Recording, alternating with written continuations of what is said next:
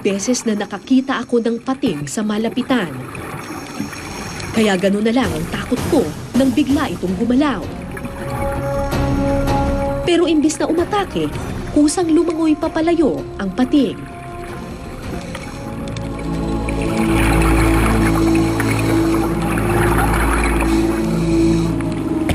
Tulad ng iba pang nilalang, hindi naman agresibo ang lahat ng pating. Umaatake lamang ang mga ito kapag sila'y nasaktan o pinanghimasukan ang kanilang tahanan.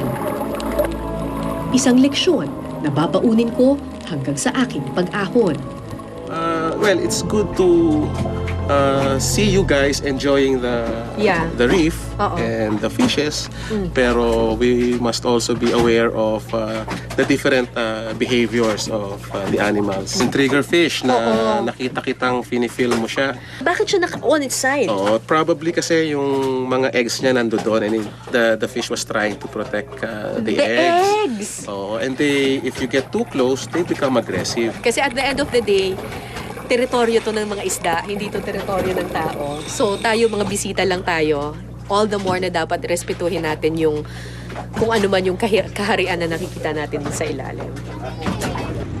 Makalipas ang ilang oras ng pahinga, larga na naman kami patungo sa isa pang bahagi ng Tubataha.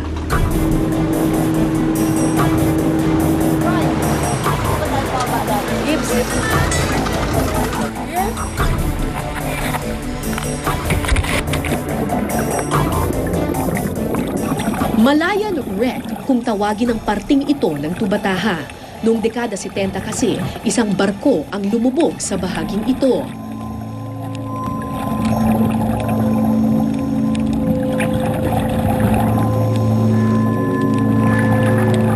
Hanggang ngayon, makikita pa rin ang ilan sa mga bintana at pasilyo ng sinawimpalad na barko.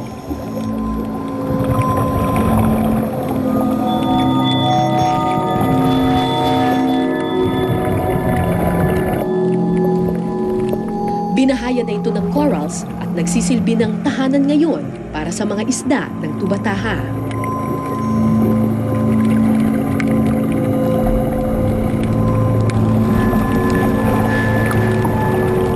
Pagkatapos tuklasin ang bawat pasilyo ng misteryosong barko, nagtungo kami sa mas malalim na bahagi ng bahura.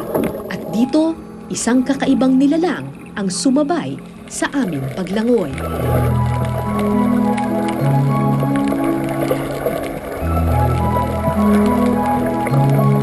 Halos kasing laki ng tao ang pakpak ng paging ito. Maamo at malumanay kumilos, namangha ako sa angkin nitong ganda.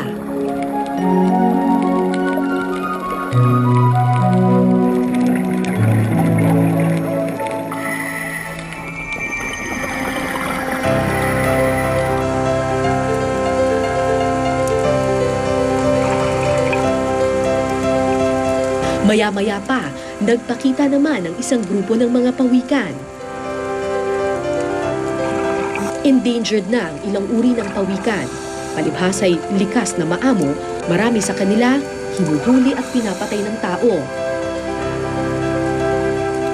Pero dito sa Tubataha, malaya silang nakakalangoy.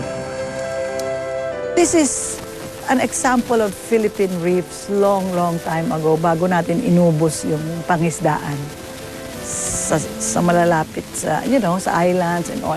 Bago natin inubos, ganito rin ang itsura nila. Siya na lang ang natitirang example ng Philippine reefs.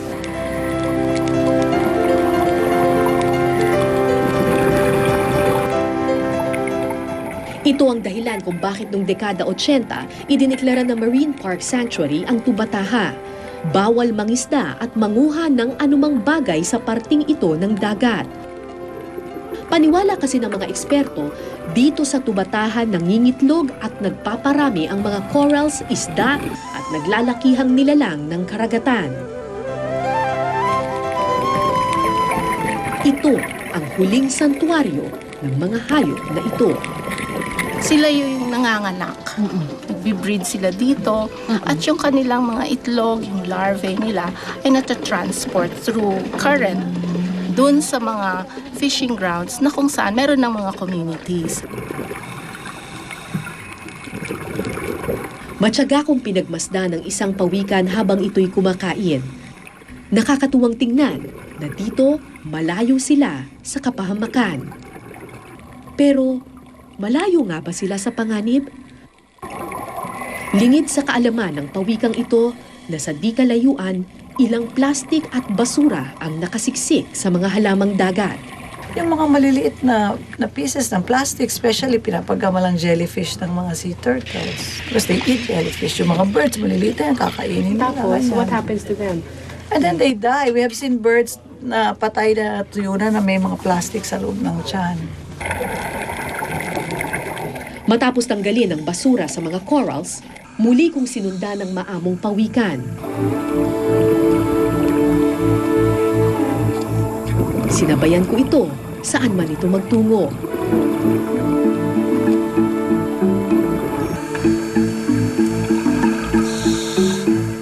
Dala ng aking pagkamangha, nakaligtaan kong paubos na pala ang hangin sa aking oxygen tank.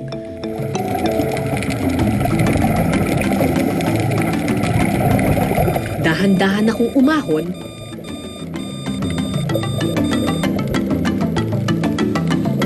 at awa ng Panginoon, ligtas naman akong umabot sa ibabaw. Pagkagat ng dilim, nagdesisyon kaming bumaba muli sa ilalim. 7 na.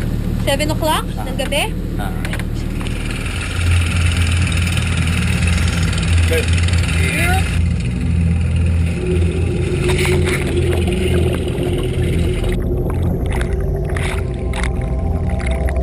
Alam kong mas mahirap at mas delikado ang night dive, pero ayokong palagpasin ang pagkakataong makita ang tubataha sa umaga, tanghali, at ngayon sa gabi.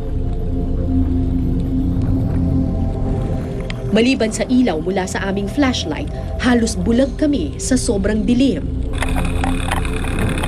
Pero gaya nga ng inaasahan, kakaibang tubataha ang aking nakita. Tulad ng tao, tulog kapag gabi ang marami sa mga isda, nakatago sa loob ng mga corals. Kung tulog ang mga isda, sa gabi naman nagkakabuhay ang mga halamang dagat. Tumitingkad ang kulay, gumagalaw ang mga galamay. At tulad ng basket coral na ito, na lumilitaw lamang kapag gabi.